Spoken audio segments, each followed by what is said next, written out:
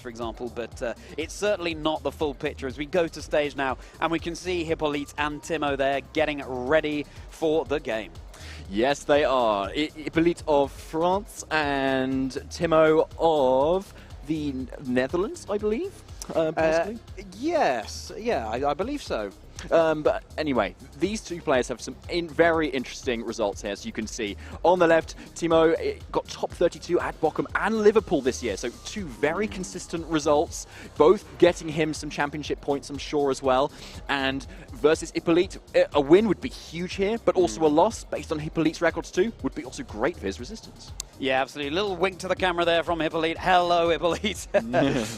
Yes, and what's so impressive about Timo is how recent those results are, both 2023 events, and he's having an absolutely brilliant season. And Hippolyte, of course, his achievements there go back to 2018, but yeah, he has a lot of experience there to draw on. But it's always so exciting to see Timo, a player we haven't seen so much of, doing so well. Exactly. Both these players in round one, I'm sure I've kind of gone into this expecting, hey, if I'm going to do well, I'm going to be up against a lot of great players here today. So what better chance than to warm up versus each other in round one?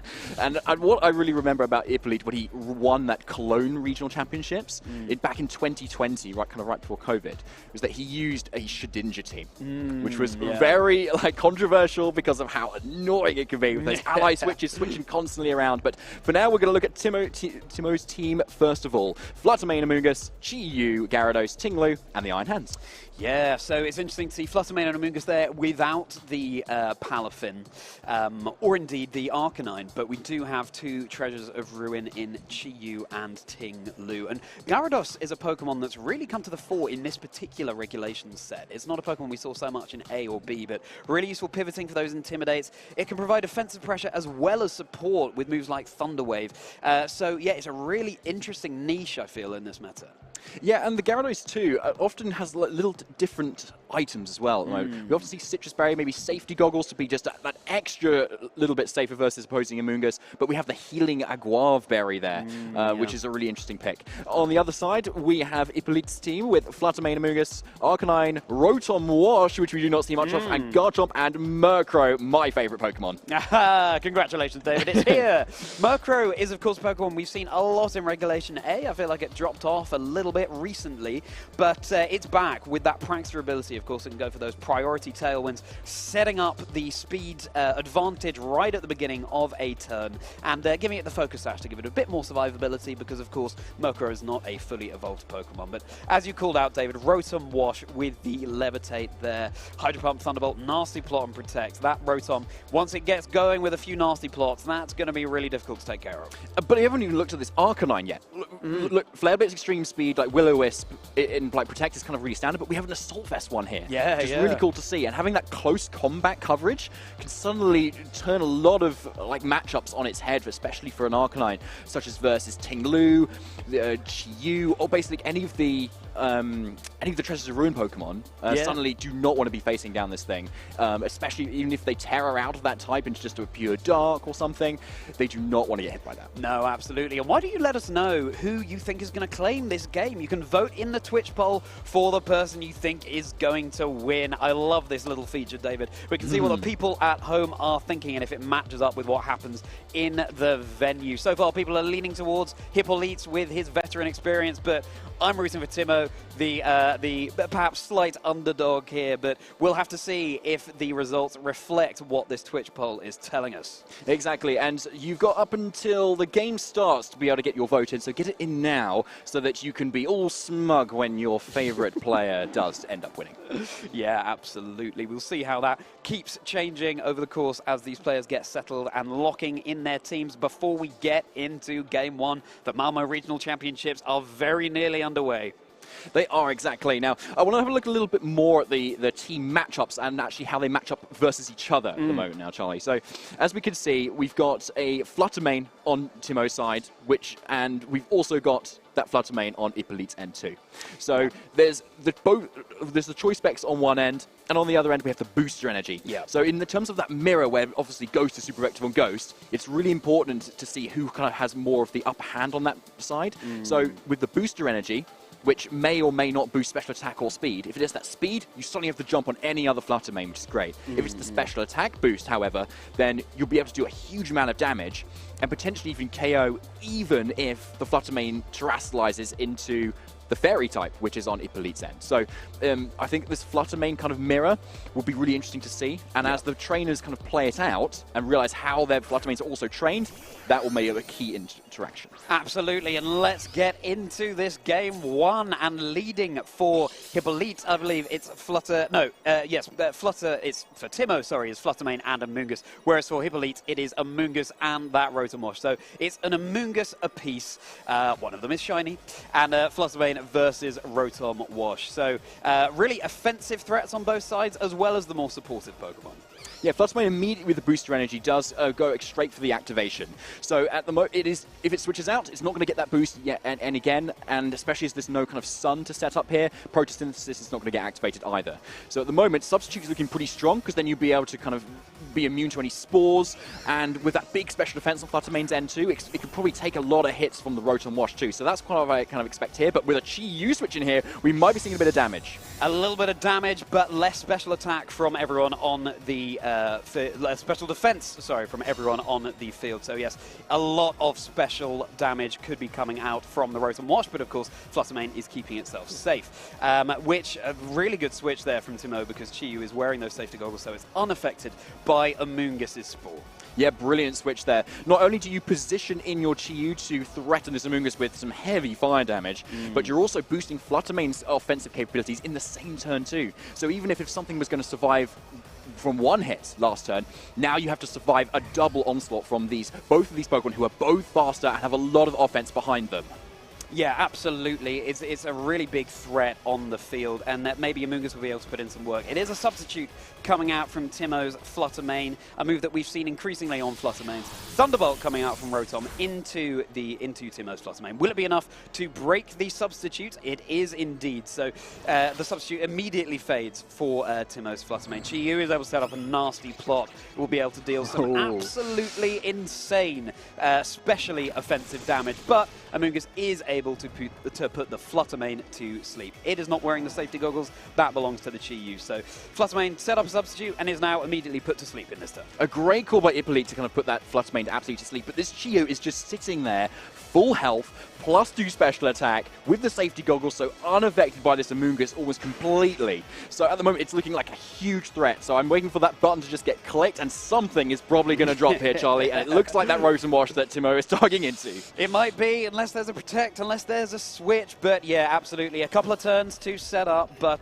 yes, it's time for this Chi-Yu to go on the offensive. Hippolyte decides to keep his Amoonguss safe, switching that out, and joining the field instead is his Arcanine. It will be dropping the attack stat of both of Timo's Pokemon, but these Pokemon being special attackers, they don't mind too much about that. And here we go, it's our first Terra of the Malmö Regional Championships, and it will be going into that Chi-Yu, which, as we know from Team Preview, will be the Water type. A really nice defensive Terra on Timo's Chi-Yu there. Resist some of the types that it wouldn't have resisted otherwise. Yeah, so with that Water type, it's kind of keeping itself safe. Maybe not saying it wants to KO the Rotom Wash right now, but that's because the Rotom Wash outspeeds and hits that Chi-Yu like with what would have been probably a one-hit KO and responds with that Dark Pulse, getting the one-hit KO on Rotom Washes. A huge one for Timo. Yeah, absolutely massive. What a choice of Terra there. Hydro Pump, of course, not dealing half as much damage as it would have done otherwise, and Chi-Yu is looking very good on the field right now. Flutter main is joining the field for Hippolyte, so Hippolyte is the first to lose a Pokemon in this particular game.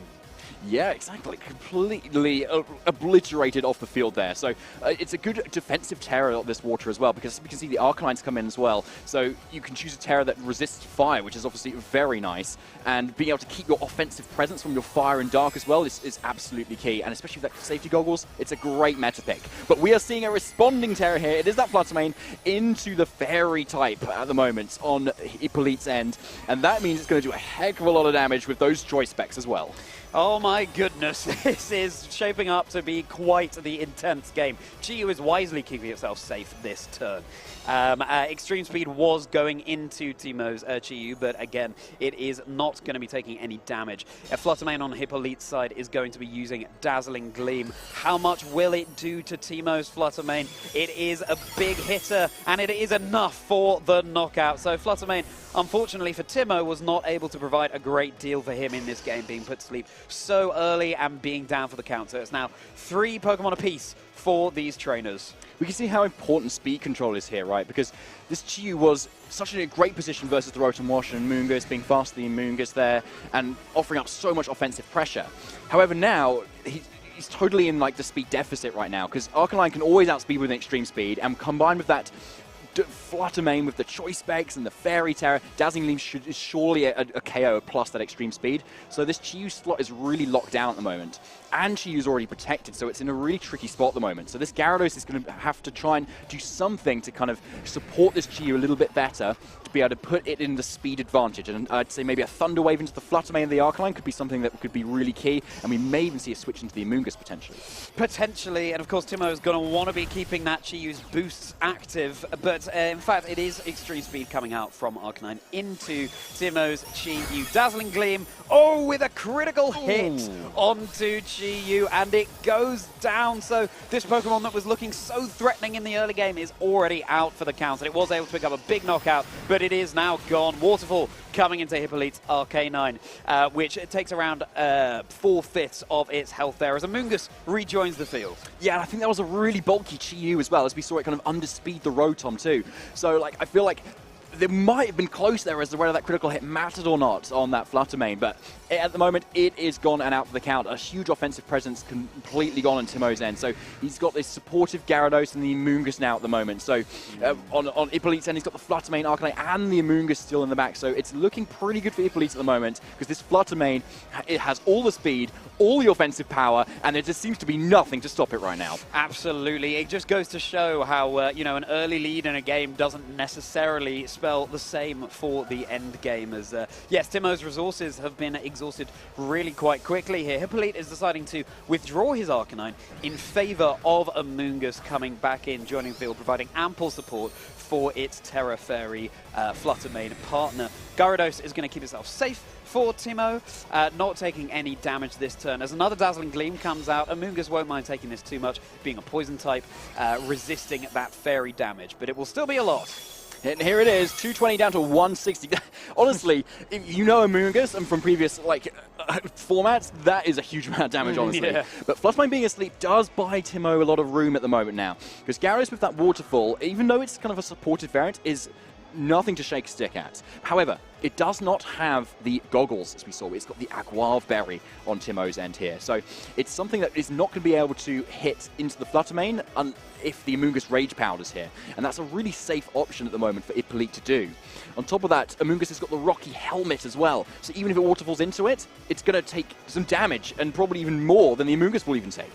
Yeah, absolutely. Rocky Helmet is such a useful item there, but Fluttermane is going to take about half its health from a Waterfall. It's because it's not very known for its physical defense. Amoonguss doing one of the things it does best, keeping its partner Gyarados safe with a Pollen Puff. Spore, however, is going to come out, and this game is coming down to which of these Pokemon can wake up sooner, but of course we must remember that Hippolyte does have his Arcanine in the back.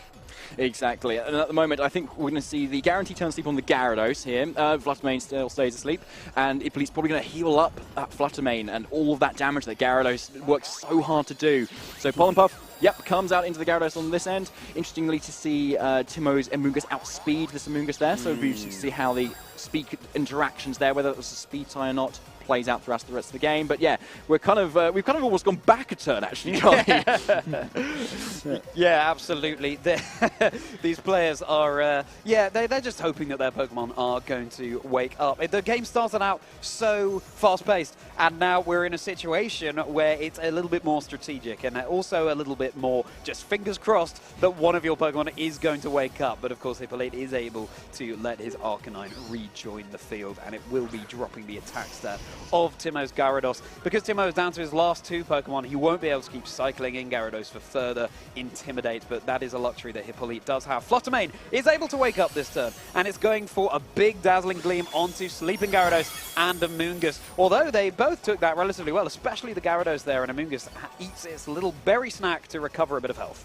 Yeah, and that's a really cool calculation there, I think, for Timo to know that his Gyarados can take 3, basically, of those Dazzling Gleams, right? So that's actually really big, especially when Amoonguss here can technically Pollen Puff up Gyarados, and effectively, if it's just the Fluttermane offering offensive pressure, can keep stalling out these Dazzling Gleams. However, Arcanine, as we can see, has joined the field, as it has done in many formats previously. This lovely Generation 1 Pokemon is here at the moment. And with that really awesome kind of set at the moment that we're seeing with that Assault Vest, it's going to be able to dish out a lot of damage. A lot of damage, absolutely. And of course, at the end of that turn, Hippolyte's Fluttermane went back to sleep as Arcanine switches back out. So Amoonguss is rejoining the field. It will be able to provide some Pollen Puffs to heal back up that Fluttermane. Timo's Amoonguss is going for a Protect, keeping itself safe on this particular turn. So it's an Awake Gyarados versus a Sleeping Fluttermane. So continuing to chip away. As soon as the Fluttermane is gone, then it can't rejoin the field, obviously. But instead, that was a Waterfall going into the Arcanine, which has become an Amoonguss now after Hippolyte's switch. So able to take that a whole lot better. Hippolyte doesn't really have a lot of reason not to really switch in that Amoonguss at the moment, right? It's immune to the Spore. Gyarados can't do a whole lot to it unless you kind of call the taunt on the switch in. But even then, Hippolyte's Amoonguss can just steal Pollen Puff, so it's still such a useful Pokemon in every situation. Absolutely. Pollen Puff, even though it heals up its partner, can also deal damage, so it is not affected by Taunt. Fluttermane is brought down to the red of its health there. Not quite enough for the knockout. Another Pollen Puff going into Timo's Gyarados to heal it back up nearly to full, but of course there is the Pollen Puff responding from Hippolyte's Amoonguss. So his Fluttermane is going to be a whole lot healthier than it was at the end of that turn, and that Fluttermane is still going to need to take 2 Waterfalls at least from Timo's Gyarados in order to get that knockout.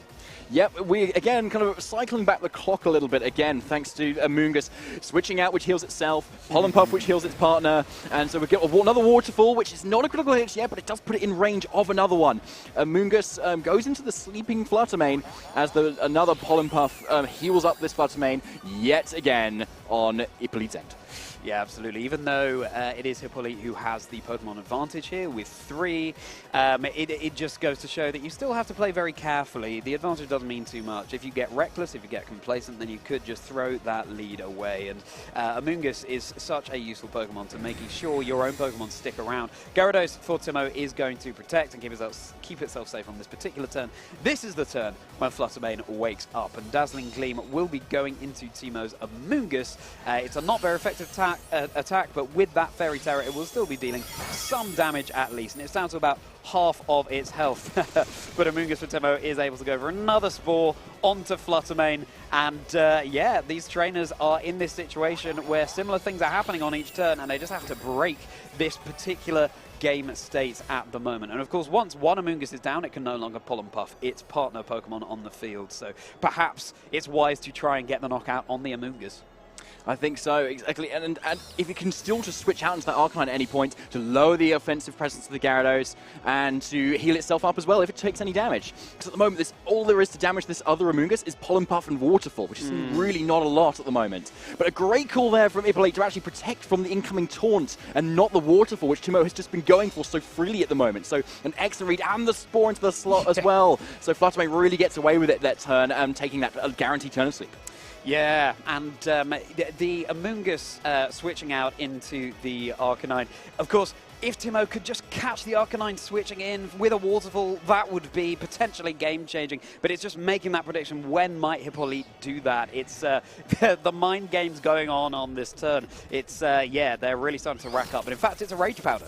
Here is the Rage Powder, actually, which Hippolyte has not kind of gone for a lot of time at the moment, but it is a really good way to damage the Gyarados if a Waterfall goes into it. But there, turn 1 wake up, though, from Hippolyte. Dazzling Gleam comes out into the Amoonguss. That is a huge chunk, and it is over half now onto this Gyarados as the Waterfall follows up into that Amoonguss, doing very minimal damage as the Rocky Helmet ticks it even further closer to that red health. But the Spore straight into that Flutter Mane, putting it right back to sleep, and that should enable Timo to pollen puff his Gyarados once again the following turn.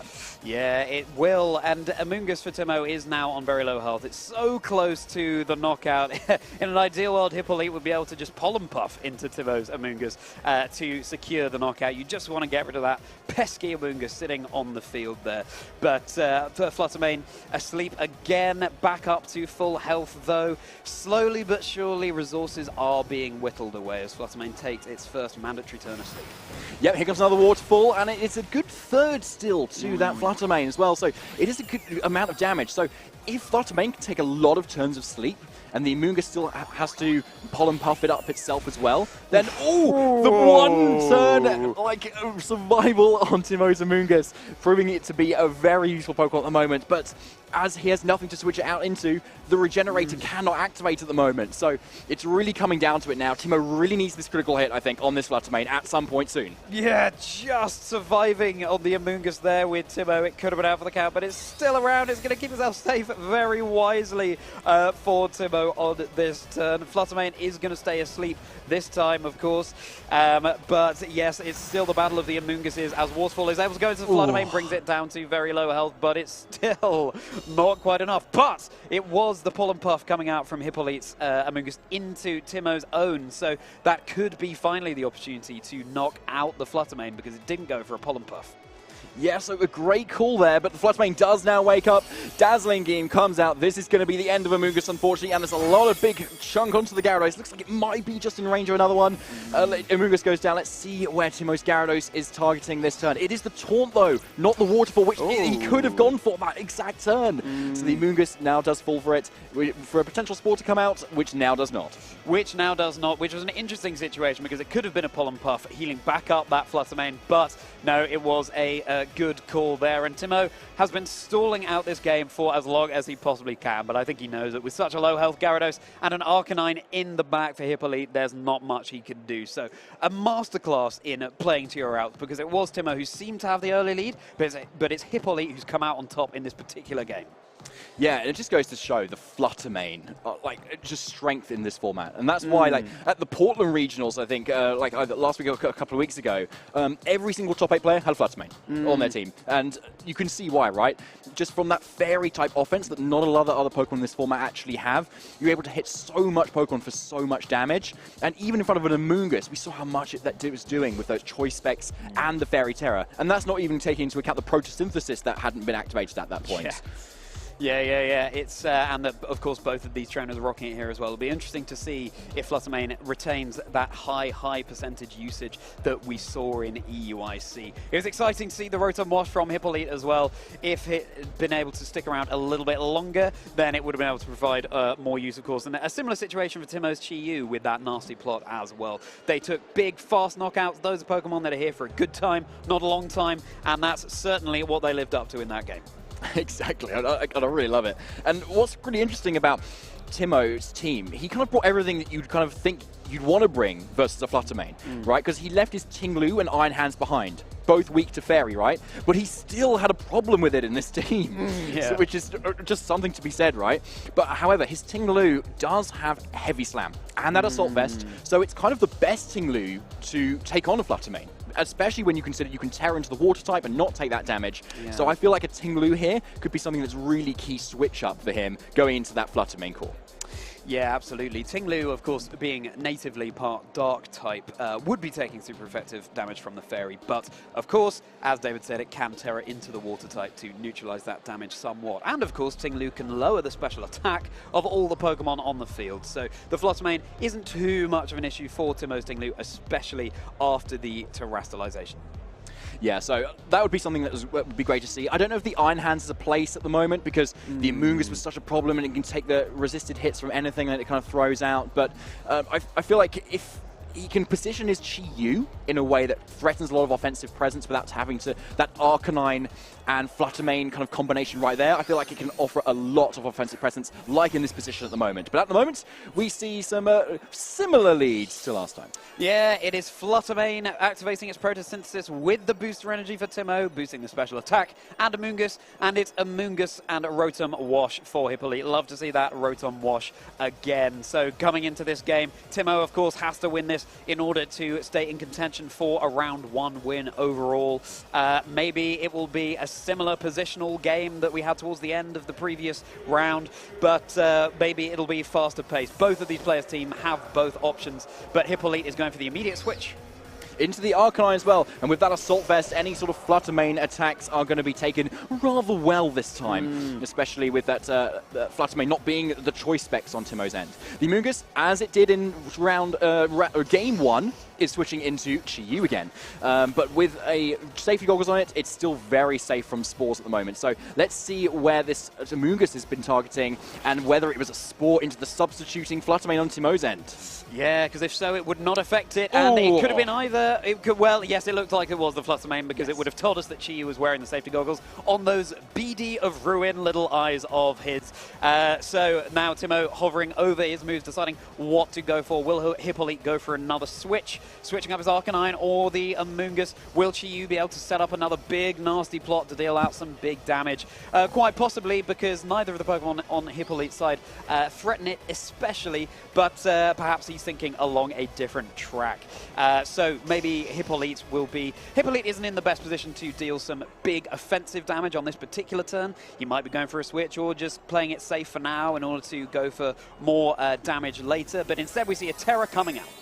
Yes, and I believe it is this Chi-Yu here going into that defensive Terra Water type at the moment, which allows it to potentially take any sort of fire moves as well, but also that close combat from the Arcanine, which usually would not threaten a Chi-Yu because it's not usually on an Arcanine, but with the Terra Water it is kind of needed at the moment. So he commits it very early game. It's a Shadow Ball and an incoming Dark Pulse, I am guessing, into this Arcanine. Ooh, with the special defense drop, I think that may have clinched it, but it's the close combat first though, which only does a third damage, so we would have known it would have survived either way, even if it hadn't terrored.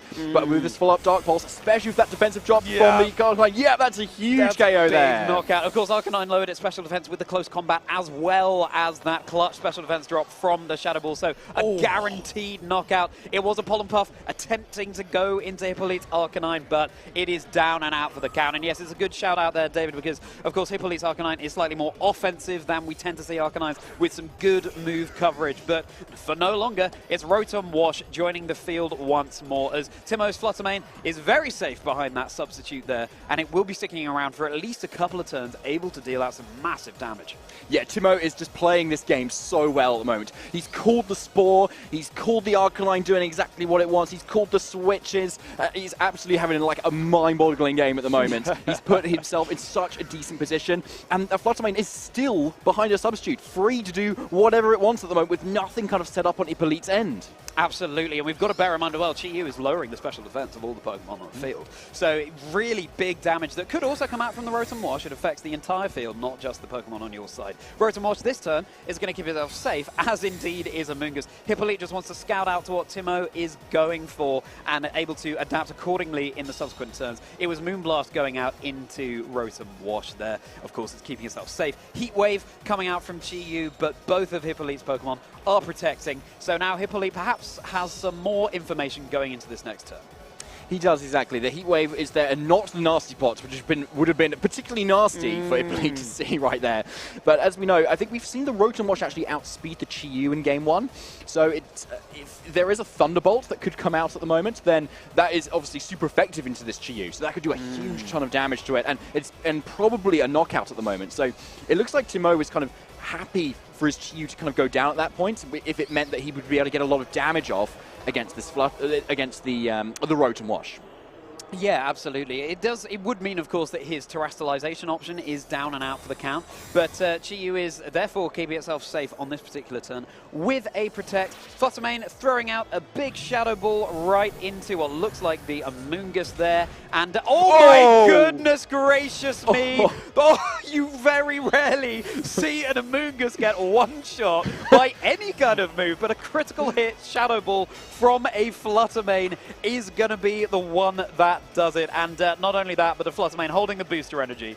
Yeah, we see Fluttermane in every team, yet it still surprises us at how much damage it can do. And paired with that Treasures of Ruin Pokemon that's Chi-Yu, it is just doing so much damage. I mean, like, Timo was already in a good position, but now he's in an incredible position. Oh my goodness me. And Hippolyte is already down to his final 2 Pokemon, so a much faster paced game than game 1, as Timo has all 4 of his remaining. That Chi-Yu doing a little victory waggle there as it shakes out its fins, ready to plow into this next turn. And of course, Timo's Fluttermane is still behind a substitute. And Hippolyte wisely recognizes that this game was just not in his favor, and we will be going to a game 3 in round 1. Very exciting. A game 3, Charlie, yes, round 1 exactly. And like what seems just so dominant from Hippolyte in game 1 was so dominant from Timo in this game 2 as well. So I can only imagine what kind of will happen in game 3, right? Because it was the same leads both games. Do the both players have what it takes to kind of go for the same leads yet again? And it just depends on how that rest of that turn plays out. Because that Chi-Yu on Timo's end was open to a few attacks each time. Like, there was that Thunderbolt that could have gone into it that turn. There was the opportunity for a double up into the Fluttermane on that turn 1 with a Thunderbolt and Sport like he did in game 1, but Timo just flips it on its head and goes for something completely different. So even with the same leads, we could still see a very different game. Very different game, and there's always the option as well that one of these players could bring in a different Pokemon that they have not yet brought to a game. Timo never actually brought out the 4th Pokemon. We saw, because we're seeing from his player view, what it was in the back, but he never actually brought it out, so that's always a nice position to be in, because that's information that Hippolyte did not gain from that particular game. Yeah, so if something that Hippolyte, I think, wants to consider here is like his Amoongus, I think, because at the moment you've got Gyarados with Taunt that shuts it down, the Chi-Yu with Safety Goggles which shuts it down, Fluttermane with Substitute which shuts it down. So I feel like in that game, Amoongus just kind of sat there doing like not a whole lot. And yes, you can heal up with Pollen Puff into your partner, but when you've got so much offense that the Fluttermane and the Chi-Yu is kind of offering, it's not really enough at the moment to really kind of sit there. So I think if you're Hippolyte, I think maybe turning up the speed a little bit, maybe going from Murkrow, Tailwind, and just kind of sweeping could be the option this game, I think. Well, you would say that, David. It's your favourite Pokemon, isn't it? But got me again.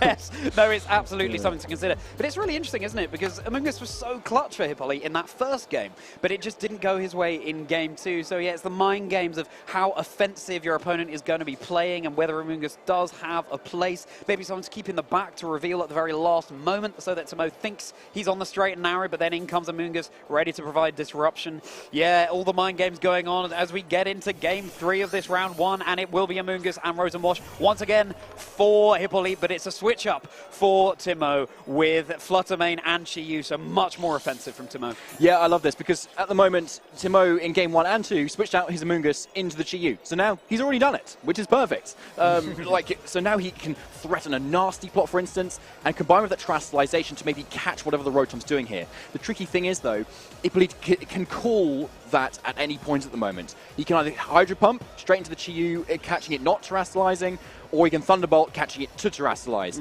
Either way, it will do a huge chunk of damage here. So Timo, even though he's been really using his Chi-Yu to great effect, he's not completely safe.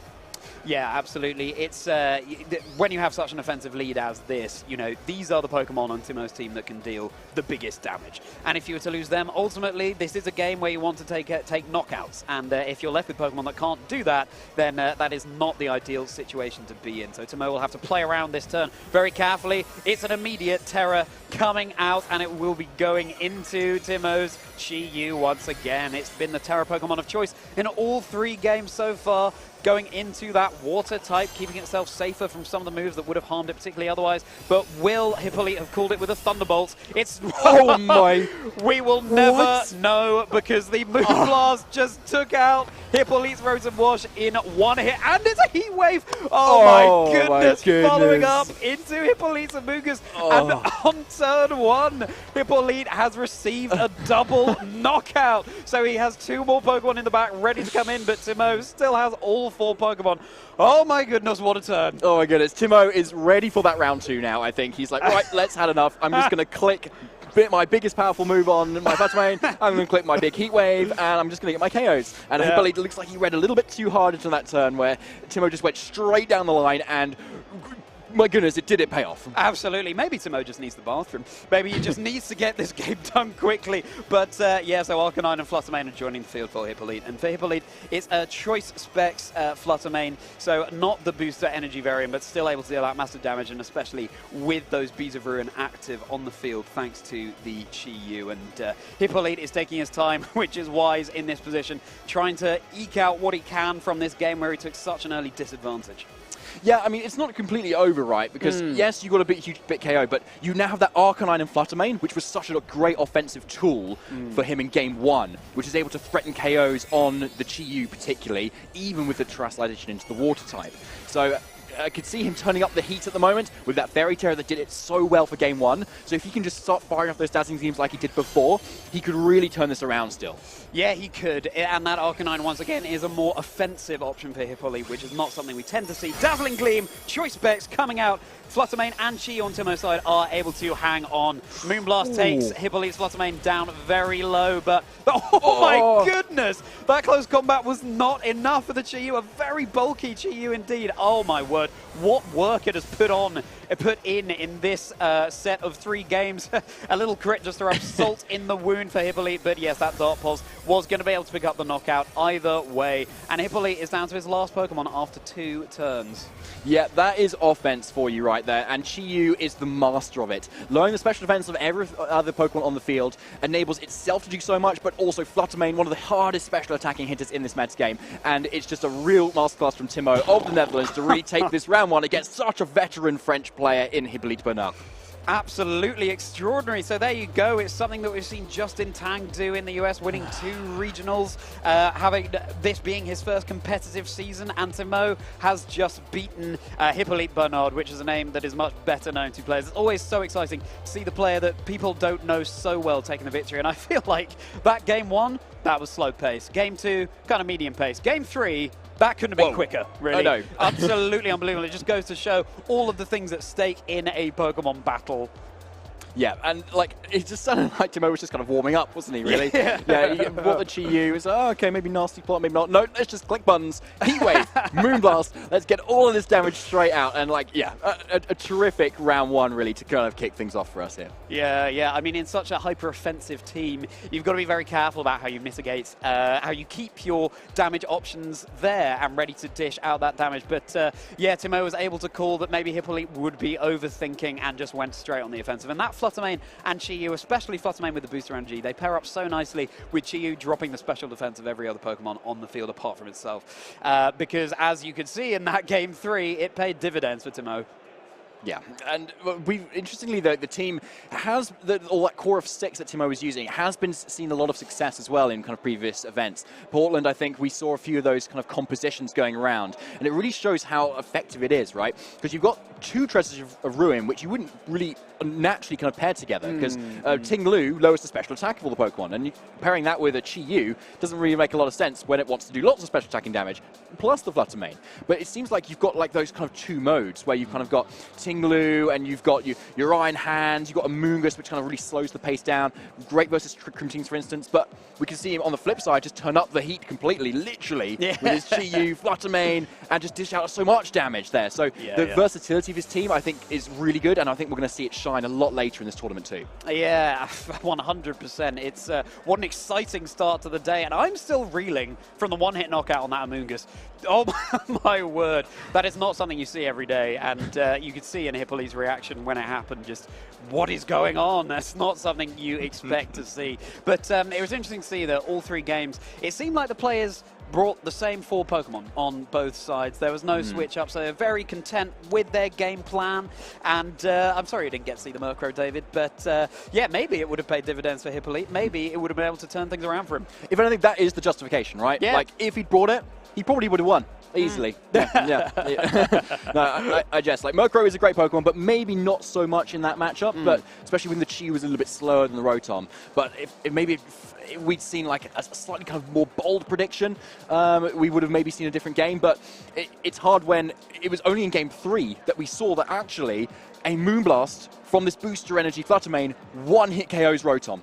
And like completely, no critical hit either. It just dropped thanks to that Beads of Ruin. So he had that up in his sleeve the entire time going into this Game 3. So like, what a reveal and what a set. Yeah, and that's a really important learning point, isn't it? Because yes, you can do all the calculations you like, but you really have to factor in these Treasure of Ruin abilities as well, and that is a slightly different adjustment that you have to make into your calculations. And also, you can't accommodate everything.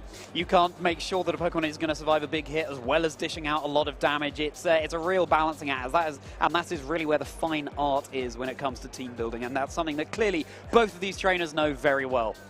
But I think even though it's just been round 1, we've got 9 rounds today, right? Yeah. So even though Hippolyte takes a loss for this first round, I'm sure we'll see him doing quite well probably for the next few rounds too, because there's many more to go. And if we can see more stuff from Timo like this that we saw today, I think he's going to do quite well, and Hippolyte will be very happy to have him in his resistance. Yeah, absolutely. And I think, you know, for Timo, what a way to start the day. Winning round 1 gives you that confidence boost, and I think something that isn't talked about enough is how mental of a game Pokemon is. You know, it really it requires so much resilience, and also your confidence is going to play a big factor into calling your opponent's turns. Obviously, you might not get your predictions right, but if you're constantly trying to react to your opponent, then you're most likely going to be going down relatively easily to your opponent's predictions. Yeah. And something I'd really like to hear from Timo, because I think we're going to get the interview shortly ready with him, is like what his thoughts were kind of going into his team into this event, and what sort of things he was using at previous events, maybe EUIC as well if he attended. What sort of stuff was he using there? Was it the same thing? Did he make any changes? I'd love to kind of hear a little bit more about that, and especially the Fluttermane as well, because everyone uses Fluttermane, but the sets people use often kind of change. I think we saw a lot of Terra Water Fluttermane, for instance, in like previous events where before it was just go for Fairy, lots of damage, as we saw Hippolyte use, but Terra Water was used a lot more defensively. Yeah. But here we have the booster energy on this Fluttermane, which is really cool, and with the Terra Fairy too.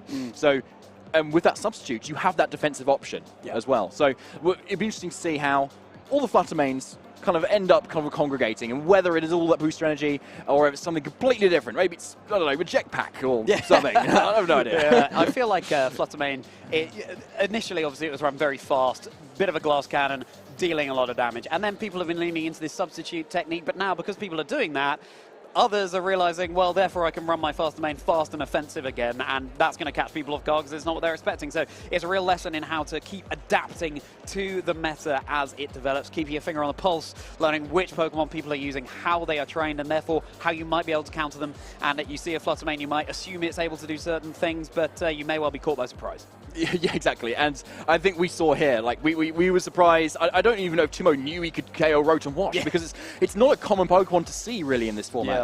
And it can be quite a bulky Pokemon when it wants to, but obviously had a lot of speed there because it was outspeeding a Chi, which is actually a naturally faster Pokemon than Rotom Wash. So I'd be really interested to hear from Hippolyte at some point, maybe, as to what his thoughts were bringing this Pokemon into the format, where other water types, like Palafin, for instance, is a very strong option in this format as well, and maybe go for something that offers that more electric offense, because I think it's a really good call, especially because so many Pokemon like to terrestrialize into the water type, because there is not a lot of electric types, and most of the grass types around are Amoonguss, which don't often carry any grass moves because it's Pollen Puff. So Terra Water is great. So if you throw in a Rotom Wash suddenly, and especially when you throw goggles on it to get around Rage Powder Amoonguss, it's a really cool option. Yeah, it really is. And I'm so excited to see over the rest of the day which niche Pokemon picks trainers have been going for. And really interesting that we didn't see any kind of Palafin in that Game 1, a Pokemon that's been really prevalent, forming the Fluttermane, Arcanine, Amoonguss, and Palafin core. Of course, Fluttermane and Amoonguss apiece, and Hippolyte had the Arcanine, but not for Timo. So going to show already that even though that core that was so established at EUIC is already kind of being mixed up, and of course it makes sense, because if you need to be able to counter counter whatever is common in the meta, and that very much is. Yeah, exactly. And we saw the counters there. Gyarados is a great option for Intimidate. Amoonguss is a great option for just rage powering away any of the attacks. And that's why I think in some Palafins that we've seen on in previous events in Portland, we've seen a lot of Taunt, for instance, to kind of shut down their Amoonguss and make it no longer an option that can rage power away all of Palafin's attacks. But at the moment, we did not see it, despite all the kind of the text that might have been there. So both these players trying to opt for a different water type to fit their team. And either way, it does seem to be that's a kind of support option, whether it's Rotom with the electric offense, Gyarados with the Taunt and speed control Thunder Wave, or Palafin with just all that massive damage. But we have only just touched the surface of Malmö Regionals in this round one. Yeah, absolutely. Who knows what we'll see in round 2? Will it be a Palafin there? Who knows? Will it be a Fluttermane? Probably. Yeah. But we can't say for sure. We'll very shortly be going to our interview with our winner, Timo, who just beat, if you're just joining us, Timo has just beaten Hippolyte Bernard in round 1 of the Malmö Regional Championships. A really interesting win, given Hippolyte is perhaps the better known player. And we can't wait to see what he thought about, for example, that critical hit Shadow Ball onto Hippolyte's Amoonguss. Yeah, and his goals as well, because we saw he's got top 32 at 2 events this year. I think it was at Bochum at Liverpool as well. Yeah. So he's played in a Regulation Set A and a Regulation Set B series, and now it's Regulation Set C. So maybe this is more of his comfort zone here, especially now he's been able to just use Chi-Yu, which he used to such great effect and in a really cool way. And I want to touch more on that Chi-Yu, actually, because it was Goggles, bulky, nasty plot, where I think in earlier seasons we saw some different sets, maybe like Focus Sash, we've seen Choice Specs, Life Orb. There's a lot of different options you can go for Chi-Yu, so when you're building against it, it's hard to kind of pick which one that you want to try and build for. Yeah, and Timo's was certainly a very bulky one, which is really interesting to see. But, David, what's your favourite Treasure of Ruin? It's funny you should say that. I really like Wo-Chien, actually. Oh, yeah. I'm a big fan of snails, to be honest. Right, in general. Because I mean, look at it. It's like a giant snail, and the Tablets of Ruin is something that is just generally really a useful ability here. Especially if you put that on, a Tablets of Ruin, you wouldn't put it on a Fluttermane, obviously, but if it did, it would be incredible, right? So you need to make Wo-Chien a really good Treasures of Ruin Pokemon in some sort of way. And I think it's fallen by the wayside because as a grass type, it's outclassed a little bit by Amoonguss if you want to go for a bulky option. Sure. So that's why you need to kind of switch up that Wo-Chien to something completely different. Now, I'm completely talking from, a place of no experience with Wo-Chien, to be honest. So I don't think you should kind of listen to necessarily what I'm saying because I haven't got any significant results with it myself. But I'm sure there's someone here who has a lot of experience with it, and I want them to do completely well with it and show that Wo-Chien is up to the challenge versus the other Treasures of Ruin. Crouching Tiger, Hidden Slug, maybe it's here today, maybe it's waiting to come out in its lair. I'd say that my favourite Treasure of Ruin is Chien Pao, actually. So those are Pokemon that don't necessarily you want to run together, because Wo-Chien obviously lowers the attack of all surrounding Pokemon, which is why it's such a good, so helpful for Fluttermane, because Fluttermane has such low physical defense. Chien Pao, of course, drops the defense of all Pokemon around the field, so you don't want to see both of them on the field at the same time, but for me, I've always loved a Snow Leopard. I think its sword teeth are really cool, and that's another Pokemon, Chien Pao, that's around for a good time, not a long time, the opposite of Wo-Chien. Yeah, actually, you couldn't get much more opposite, apart from their dark type, obviously. But other than that, yeah, it's completely opposite. But yes, yet again, we are still here next to each other. One of us hasn't walked off, so we're okay. We're okay for now. Although it is only round 1. It's no early days. fallings out. No fallings out. Maybe by round 9, we'll be rooting for those Treasures of Ruin. Haven't seen either of those Pokemon yet. We have seen Chi-Yu. We didn't see Ting Lu join the field in that round 1, but we do know it was in the back at least for Timo. So yeah, who knows? But of course, we've got to bear in mind as well that you don't need a Treasure of Ruin on your team in Regulation Set C to achieve great results. Quite a few of the teams, the top playing teams at EUIC, did not have any at all, including Paul Ruiz, former world champion. So yeah, a lot of flexibility you can get. Yeah, exactly. And especially when they're all dark types, right? So if you're going into a format in Regulation Set C where you've got these 4 hugely powerful Pokemon, but they're all dark type, it means that everyone's going to be always preparing for you to have one. And that opens up the possibility for you to then not bring one, because then you might be not as weak to all of the techs that people have prepared for these dark types. Yep. Mainly that Fluttermane, with its fairy type offense, outspeeds pretty much all of them, kind of speed ties with Chien Pao in most situations, but it allows so much room for maneuverability when you want, and you can pick something else completely. Yeah, exactly. And I find when I'm team building, I often build a team of 6 and realize, oh, all of these Pokemon are weak to the fighting type because there are so many dark types around in that Treasure of Ruin. But why don't we go over now to our interview with our winner of round 1, hear a little bit about his text, how he's feeling after that game. Please welcome Timo van der Vliet. Thanks very much, Charlie. Hello, Pokemon trainers. We are here with the winner of our round one Malmö regionals, Timo. So, Timo, you've just won round 1 against a very powerful trainer. How does it feel? It feels good. Like game 2, I critted Mungas, which I think was. I mean, the game was quite even, I'd say, but that crit really helped me in game 2. Yeah, of course, in game 3, you had such a dominant game. That double KO, turn 1, and then by turn 3, the game was over already. How did that feel? It felt very good. Like I felt like I just happened to make the right call, and it worked out. And yeah. Yeah, that was so incredible to watch you on stream just take that double KO. And then, of course, the pacing was very different between games. In game 1, it was a very, very slow-paced game, and you did lose your Chi-Yu to that critical hit early on and kind of almost forced the game into time. So what were your adjustments then going into game 2? Well, at first I was thinking like he might bring the same lead, so I was thinking of bringing Iron Hands and then Flutter Mane, so I can set up like I have like a fake-out substitute. But then I felt like, okay, he might actually adjust and go with the Murkrow Garchomp mode, and I changed last minute, like at the last second, so I'm glad he did not switch it up. Yeah, that's very good. And I just wanted to have a talk about your Chi-Yu. Of course, we saw in the game that it got outsped by the Rotom Watch. Yeah. So obviously it's a very bulky Chi-Yu. What were your thoughts building your team going in? Yeah, so basically I took the same 6 Pokemon that Eric Rios brought to EYC, and like I made my own spreads, and I wanted my Chi-Yu just to be extremely bulky. Set up a Nasty Plot. I have the Rage Powder, I have the Fake Out, I've got the Pollen Puff to heal back up. And it's been a very good Pokemon on my team, for sure. Yeah, I think we certainly saw in that game that the bulky Chi-Yu really paid off for you. And so looking back kind of into the big picture now, you are very, very close to your World's Invite. You've got just 20 more CP left to go. So what are your plans for the rest of the season? This is kind of like my last chance at getting my World's Invite. Oh, I've only got one more local coming up after this. And I just hope to get CP here, so I'm just set for Worlds. Yeah, well, you have a very strong team, and we've got very high hopes for you. So we think you'll be doing very well, and we'll definitely be watching out for you. So thank you very much for that, and best of luck for the tournament. Thank you. So we are going to cut to a short break now, and thanks everyone for following, and we'll be back very shortly.